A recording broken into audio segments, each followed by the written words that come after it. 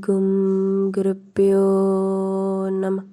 භගවද් ගීතාවේ දෙවැනි පරිච්ඡේදයේ 57 වෙනි ශ්ලෝකය. යක් සර්වත්‍රාන භීෂ්ණේහ තත්තත් ප්‍රාප්‍ය සුභාශුභම් නාබිනන්දති න ද්වේෂ්ටි තස්ය ප්‍රඥා ප්‍රතිෂ්ඨිත.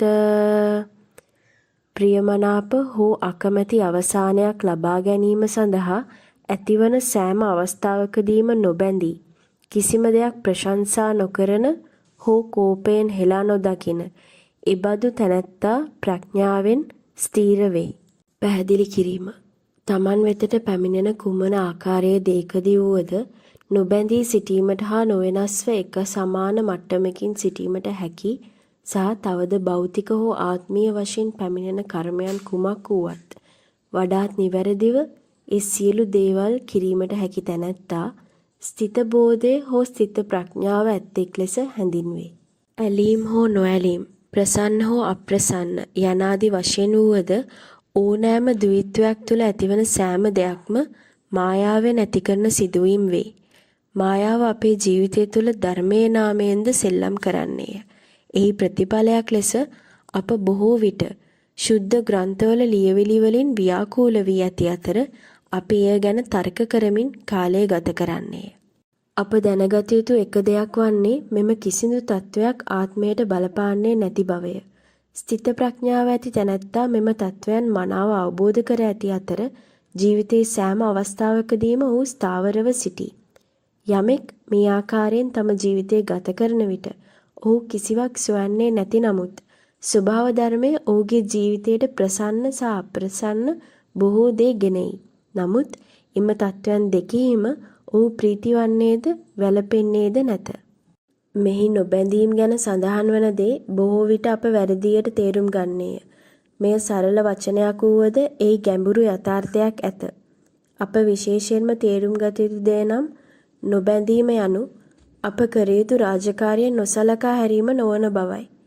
එය අප සෑම කෙනෙකුම හොඳින් අධ්‍යයනය කර යුතු අත්හැරීමේ කලාවකි. මේ ලෝකයේ නිර්වචන වලින් හෝ සාමාන්‍ය වචන භාවිතා කිරීමෙන් මෙය පැහැදිලි කළ නොහැක. කෙනෙකුගේ අත්හැරීමේ විෂයයන් තවත් කෙනෙකුගේ බැඳීමේ විෂයයන් විය හැකිය. එබැවින් මේ කෙනෙකුට යා යුතු අතිශය පෞද්ගලික ගමනකි.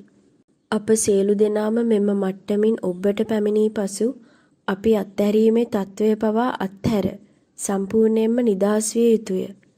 පළමු පියවර ලෙස අතීත සහ වර්තමාන ජන්මයන් පුරා ඇති වූ සියලු බැඳීම් වලින් ඉවත් විය යුතු බව අප තේරුම් ගත යුතුය.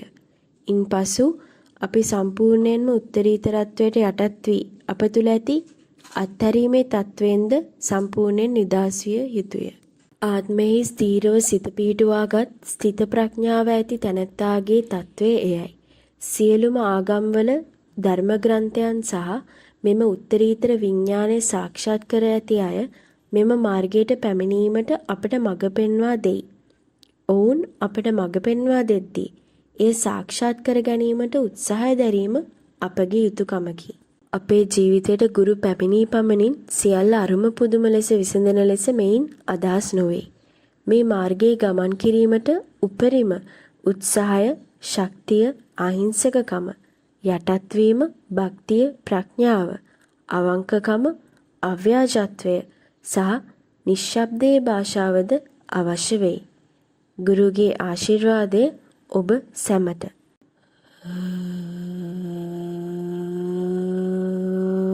ගුම් ගුරුප්පයෝ නම.